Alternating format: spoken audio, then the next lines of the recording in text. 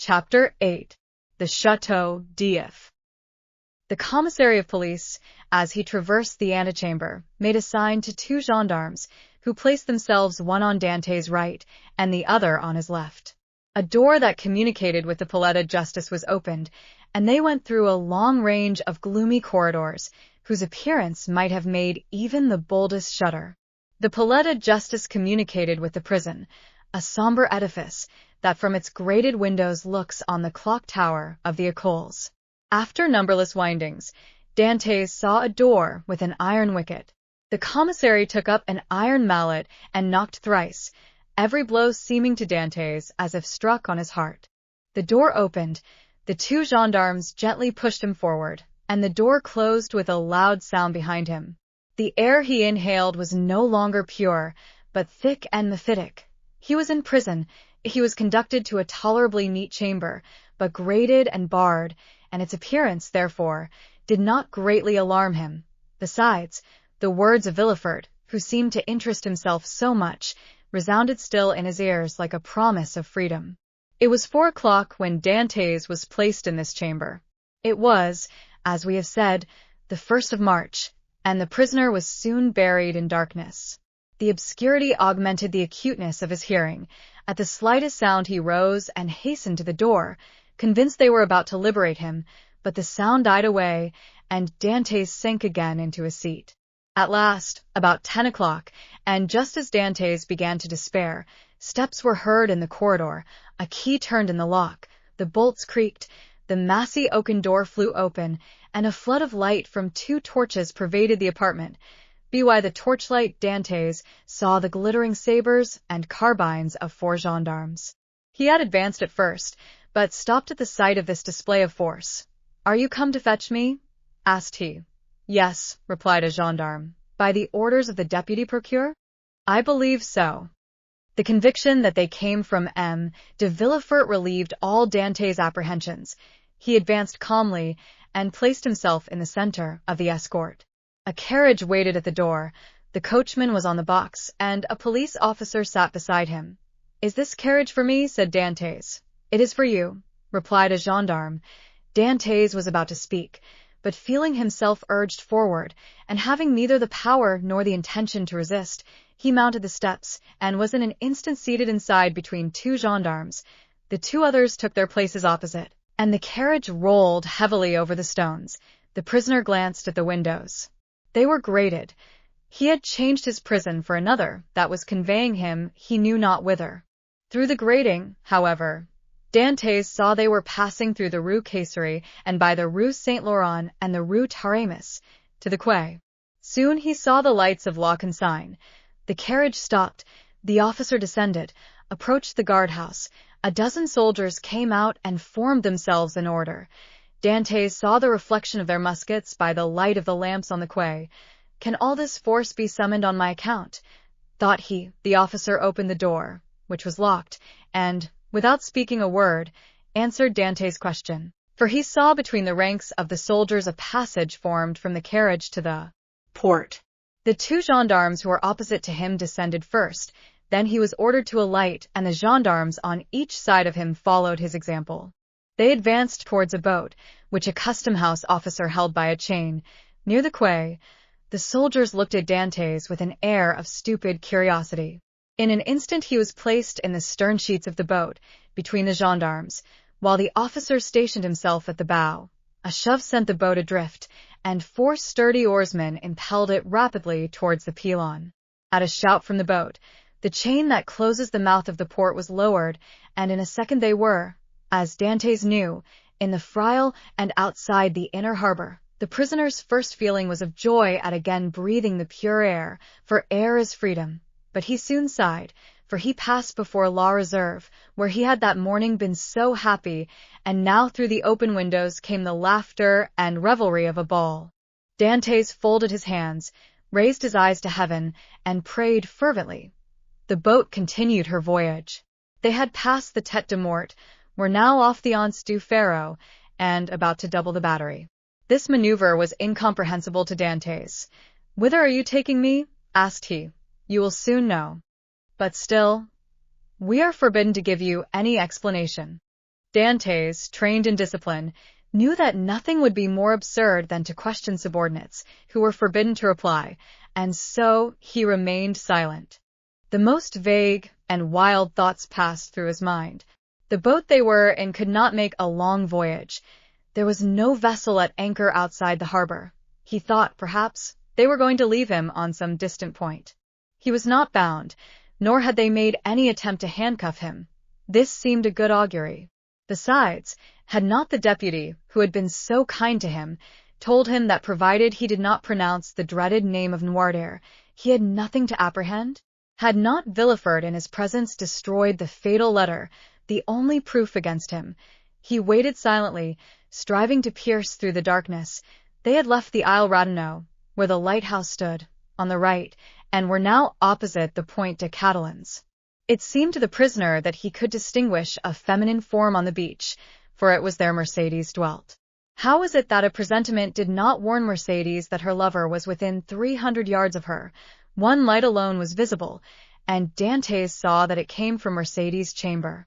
Mercédès was the only one awake in the whole settlement. A loud cry could be heard by her, but pride restrained him, and he did not utter it.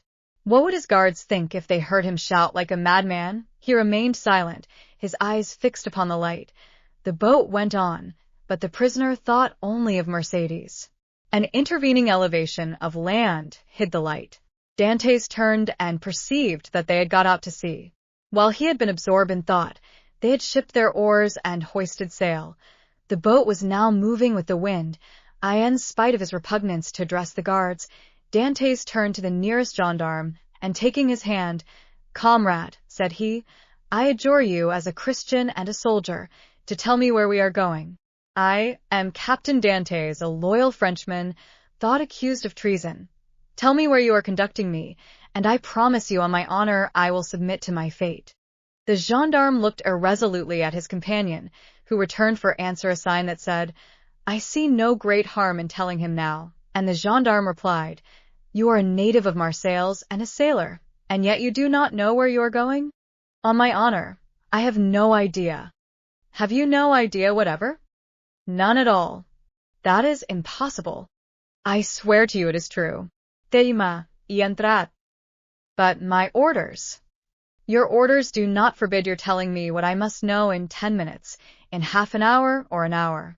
You see I cannot escape, even if I intended. Unless you are blind, or have never been outside the harbor, you must know. I do not. Look round you then." Dantes rose and looked forward, when he saw rise within 100 yards of him the black and frowning rock on which stands the Château d'If. This gloomy fortress, which has for more than 300 years furnished food for so many wild legends, seemed to Dantes like a scaffold to a malefactor. "The Château d'If?" cried he. "What are we going there for?" The gendarme smiled. "I am not going there to be imprisoned," said Dantes. "It is only used for political prisoners. I have committed no crime."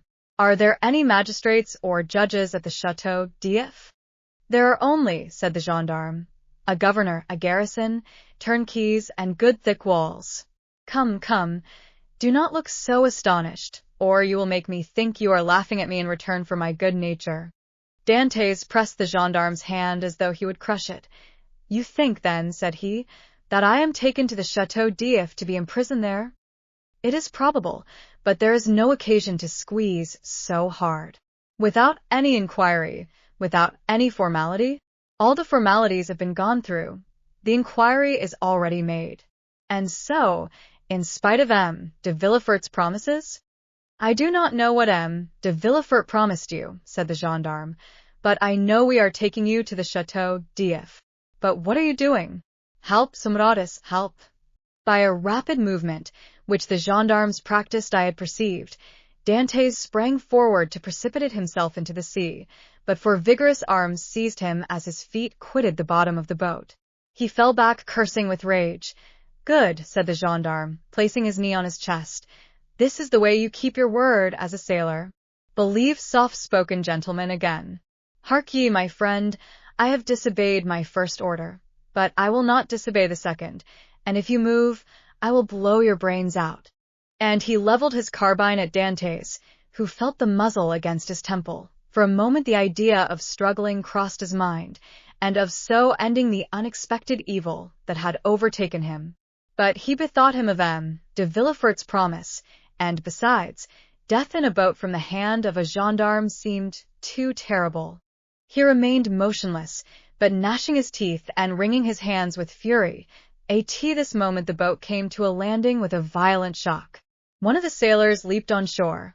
A cord creaked as it ran through a pulley, and Dantes guessed they were at the end of the voyage, and that they were mooring the boat. His guards, taking him by the arms and coat collar, forced him to rise, and dragged him towards the steps that lead to the gate of the fortress, while the police officer carrying a musket with fixed bayonet followed behind. Dantes made no resistance. He was like a man in a dream. He saw soldiers drawn up on the embankment. He knew vaguely that he was ascending a flight of steps. He was conscious that he passed through a door, and that the door closed behind him, but all this indistinctly, as through a mist. He did not even see the ocean, that terrible barrier against freedom, which the prisoners look upon with utter despair. They halted for a minute, during which he strove to collect his thoughts. He looked around. He was in a court surrounded by high walls. He heard the measured tread of sentinels, and as they passed before the light, he saw the barrels of their muskets shine. They waited upwards of 10 minutes. Certain Dantes could not escape. The gendarmes released him. They seemed awaiting orders. The orders came. "Where is the prisoner?" said a voice. "Here," replied the gendarmes. "Let him follow me. I will take him to his cell." "Go," said the gendarmes, thrusting Dantes forward. The prisoner followed his guide, who led him into a room almost underground, whose bare and reeking walls seemed as though impregnated with tears. A lamp placed on a stool illumined the apartment faintly, and showed Dantes the features of his conductor, an under-jailer, ill-clothed, and of sullen appearance. "Here is your chamber for tonight," said he. "It is late, and the governor is asleep. Tomorrow, perhaps, he may change you. In the meantime there is bread, water, and fresh straw, and that is all a prisoner can wish for. Good night." And before Dantes could open his mouth, before he had noticed where the jailer placed his bread or the water, before he had glanced towards the corner where the straw was, the jailer disappeared, taking with him the lamp and closing the door, leaving stamped upon the prisoner's mind the dim reflection of the dripping walls of his dungeon. Dantes was alone in darkness and in silence, cold as the shadows that he felt breathe on his burning forehead. With the first dawn of day the jailer returned, with orders to leave Dantes where he was. He found the prisoner in the same position, as if fixed there, his eyes swollen with weeping. He had passed the night standing, and without sleep. The jailer advanced. Dantes appeared not to perceive him. He touched him on the shoulder. Edmond started. "Have you not slept?" said the jailer. "I do not know," replied Dantes. The jailer stared. "Are you hungry?" continued he. "I do not know." "Do you wish for anything?" "I wish to see the governor." The jailer shrugged his shoulders and left the chamber. Dantes followed him with his eyes and stretched forth his hands towards the open door, but the door closed. All his emotion then burst forth. He cast himself on the ground, weeping bitterly, and asking himself what crime he had committed that he was thus punished. The day passed thus. He scarcely tasted food, but walked round and round the cell like a wild beast in its cage. One thought in particular tormented him, namely, that during his journey hither he had sat so still, whereas he might, a dozen times, have plunged into the sea, and, thanks to his powers of swimming, for which he was famous, have gained the shore, concealed himself until the arrival of a Genoese or Spanish vessel, escaped to Spain or Italy, where Mercedes and his father could have joined him. He had no fears as to how he should live. Good seamen are welcome everywhere. He spoke Italian like a Tuscan, and Spanish like a Castilian. He would have been free and happy with Mercedes and his father, whereas he was now confined in the Château d'If, that impregnable fortress, ignorant of the future destiny of his father and Mercedes, and all this because he had trusted to Villefort's promise. The thought was maddening, and Dantes threw himself furiously down on his straw. The next morning at the same hour, the jailer came again.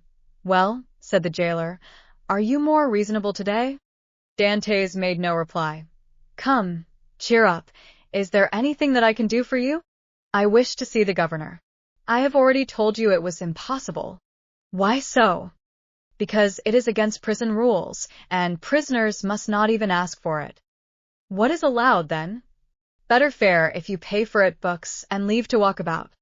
I do not want books. I am satisfied with my food and do not care to walk about, but I wish to see the governor.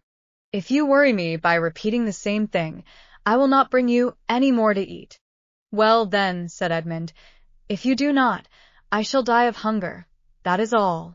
The jailer saw by his tone he would be happy to die, and as every prisoner is worth 10 sous a day to his jailer, he replied in a more subdued tone, What you ask is impossible, but if you are very well behaved you will be allowed to walk about, and some day you will meet the governor, and if he chooses to reply, that is his affair. But, asked Dantes, how long shall I have to wait? A month, 6 months, a year. It is too long a time. I wish to see him at once. Said the jailer, do not always brood over what is impossible, or you will be mad in a fortnight. You think so? Yes, we have an instance here. It was by always offering 1,000,000 of francs to the governor for his liberty that an abbé became mad, who was in this chamber before you. How long has he left it? 2 years. Was he liberated then? No, he was put in a dungeon. Listen, said Dantes. I am not an abbé, I am not mad. Perhaps I shall be, but at present, unfortunately, I am not. I will make you another offer. What is that? I do not offer you 1,000,000, because I have it not, but I will give you 100 crowns if, the first time you go to Marseilles, you will seek out a young girl named Mercedes at the Catalans and give her 2 lines from me. If I took them, and were detected, I should lose my place, which is worth 2,000 francs a year, so that I should be a great fool to run such a risk for 300. Well, said Dantes, mark this. If you refuse at least to tell Mercedes I am here, I will some day hide myself behind the door, and when you enter, I will dash out your brains with this stool. Threats, cried the jailer, retreating and putting himself on the defensive. You are certainly going mad. The abbé began like you, and in 3 days you will be like him, mad enough to tie up. But, fortunately, there are dungeons here. Dantes whirled the stool round his head. All right, said the jailer. All right, since you will have it so. I will send word to the governor. Very well, returned Dantes, dropping the stool and sitting on it as if he were in reality mad. The jailer went out, and returned in an instant with a corporal and 4 soldiers. By the governor's orders, said he, conduct the prisoner to the tier beneath. To the dungeon, then, said the corporal. Yes, we must put the madman with the madman. The soldiers seized Dantes, who followed passively. He descended 15 steps, and the door of a dungeon was opened, and he was thrust in. The door closed, and Dantes advanced with outstretched hands until he touched the wall. He then sat down in the corner until his eyes became accustomed to the darkness. The jailer was right. Dantes wanted but little of being utterly mad.